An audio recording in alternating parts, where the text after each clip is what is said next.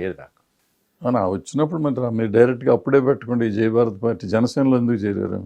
అప్పుడు ఏమైందంటే ముఖ్యంగా అప్పుడు కూడా ఒక పొలిటికల్ పార్టీ పెడదామన్నది మా మిత్రులు వీళ్ళందరూ కూడా చేసిన ఇది అప్పుడు సూచన.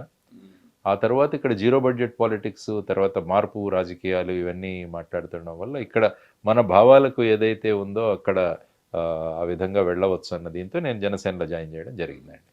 మీరు జాయిన్ అయినప్పుడు ఆయనకి ఎప్పుడన్నా మీరు ఆయనతో రెగ్యులర్ కలిసేవారా? అంటే నేను జాయిన్ అయినప్పుడు ఈ పరిస్థితి ఎలా ఉందంటే ఇక నోటిఫికేషన్ వచ్చేసింది, ఎలక్షన్స్ కూడా అనౌన్స్ అయ్యాయి. Okay okay. సో అందరం ఆయన మేము అందరం కూడా మా క్యాంపెయినింగ్లో ఉండినాం. ఎవరి హడావిడి వాళ్ళది.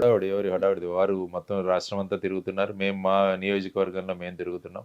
ఎప్పుడైనా ఒక్కసారి ఏదో మీటింగ్ వారు కూడా అక్కడ క్యాంపెయినింగ్కి వచ్చారు. సో ఇద్దరం కలిసి క్యాంపెయినింగ్ చేసాం. ఇంతే ఇంటరాక్షన్. ఎందుకు మంచి ఓట్లే వచ్చినాయి కదా. ఇప్పుడు మీరు ఇందాక జీరో పాలిటిక్స్ అన్నారు కదా. అవునండి. 3 లక్షల ఓట్ల దాకా దగ్గర వచ్చినాయి మీకు. మీ కాన్స్టిట్యున్సీలో రూపాయి కూడా ఇవ్వలేదా మీ ఎలక్షన్లో? నేను 36 లక్షలు ఖర్చు పెట్టానండి. మీ డబ్బులు కాదు, మీ ధర్మం నిజం చెప్పండి నాకు. అంటే మీరు ఇచ్చారని నేను అంటూ, మీ వాళ్ళు ఎవరైనా ఇచ్చి ఉంటారు. ఇంపాసిబుల్. నేను స్పష్టంగా చెప్పాను, మనం ఎన్నికల్లో వస్తుంది మార్పు తీసుకురావడానికి, మార్పు రాజకీయాలు తీసుకురావడానికి. మనం బయటకు మాట చెప్పి వేరే మాట చెప్తే అది కుదరదు. కాబట్టి మనం ఎన్నికల్లో నిలబడదాం, దాని నుంచి మనం పాఠాలు నేర్చుకుందాం. కానీ మనం ఎప్పుడు కూడా మార్పు తెంచే రాజకీయాలను తీసుకురావాలి. కానీ మనం గెలుపు కోసమే మన సిద్ధాంతాన్ని, మనం ప్రిన్సిపల్స్ని పక్కబెట్టాల్సిన అవసరం లేదన్నాను. ప్రజలు బాగా స్పందించారు. మీరు అన్నట్టు ఆల్మోస్ట్ 2,88,000 ఓట్లు వచ్చాయి నాకు. ఆల్మోస్ట్ 3 లక్షల దాకా వచ్చాయి. మంచి చైతన్యం. కాబట్టి చైతన్యవంతులైన వారి ఓటు ఒకటి వచ్చినా చాలు అనుకున్న దీంట్లో నేను దిగాను యాక్చువల్లీ. కానీ విశాఖపట్నం ప్రజలు చాలా చక్కగా రెస్పాండ్ అయ్యారు సార్. ఇక్కడ ఎలక్షన్లో మిగతా వాళ్ళంతా డబ్బులు ఖర్చు పెట్టారు కదా. అంటే మీ కాన్స్టిట్యున్సీ మరి మీరు అట్లా చెప్తున్నారు సార్. బట్ జనసేన కంటెస్ట్ చేసిన చాలా కాన్స్టిట్యున్సీస్లో డబ్బులు పంచారు. మాకు వచ్చిన వార్తల ప్రకారం చాలా చోట్ల పంచారు. ఎంత పంచారు? వాళ్ళు 10,000 పంచారు, 1,000 పంచారు, ఏదో మొత్తానికి పంచడం అయితే జరిగింది. సో అదే అకౌంట్లో మిమ్మల్ని కూడా అడిగాను నేను. Very clear sir. క్లారిటీ. ఈ జై భారత్ నేషనల్ పార్టీ కూడా ఇదే సిద్ధాంతాలతో వెళతాం. ఈ డబ్బులు పంచే ప్రసక్తే లేదు. So zero budget election commission ఏదైతే మనకు నిర్ణయించిందో దాని లోపునే ఖర్చు పెట్టుకుంటూ మనం వెళ్ళాలి. టైం పట్టని పర్వాలేదు. లేకుంటే మనం గెలవాలన్న ఉద్దేశంతో అందరిలాగే మనం రాజకీయం చేస్తే మరి దానికి మనం రావాల్సిన అవసరం కూడా లేదు దీనికి. కాబట్టి సమయం పట్టినా మనం ప్రయత్నిద్దాం, ముందుకు తీసుకెళ్దాం, జనాల్లో చైతన్యం తీసుకొద్దాం. ఎందుకంటే ఇప్పుడు రాజకీయాన్ని, పాలిటిక్స్ని, ఎలక్షన్స్ని ఇన్వెస్ట్మెంట్గా తయారు చేశారు, ఒక బిజినెస్గా మారిపోయింది. నేను ఇన్ని కోట్లు పెడతాను కాబట్టి నేను ఇన్ని కోట్లు సంపాదించాలన్న జస్టిఫికేషన్ కూడా ఉంటుంది.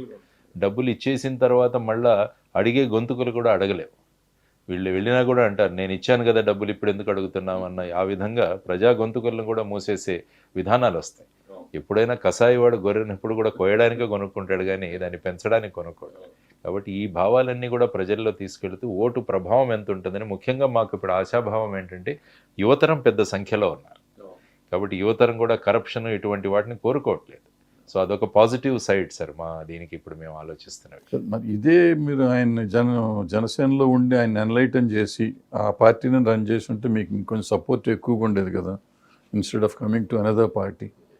అంటే అప్పుడు ఏమైందంటే వారు మళ్ళీ సినిమా రంగానికి వెళ్ళిపోవడము, కాబట్టి ఫుల్ టైం పాలిటిక్స్ ఇక్కడ ఉండవు అని అనిపించింది నాకు. ఎందుకంటే politics is a full time job. కాబట్టి జనరల్ మనం అప్పుడు వస్తాం ఇప్పుడు వస్తాం అంటే ప్రజలు ఎంతగా యాక్సెప్ట్ చేయరు మన. అందువల్ల మాట్లాడి ట్రై చేసి ఉంటే అయ్యేదేమో కదా. మీరు ప్రయత్నం చేయలేదు, ఆయన ప్రయత్నం చేయలేదు సార్. సో ఏం లాభం లేదని మీరు దీనికి పార్టీ పెట్టేసి తర్వాత నేను మళ్ళీ ప్రజల్లోనే ఉన్నాను, తిరిగాను. మళ్ళీ అనేక విషయాలు, స్టీల్ ప్లాంట్ ఉద్యమానికి కూడా మళ్ళీ పబ్లిక్ ఇంట్రెస్ట్ లిటిగేషన్ వేయడము ఇదంతా కూడా చేస్తూ వచ్చాము, విలేజెస్లో తిరుగుతున్నాం.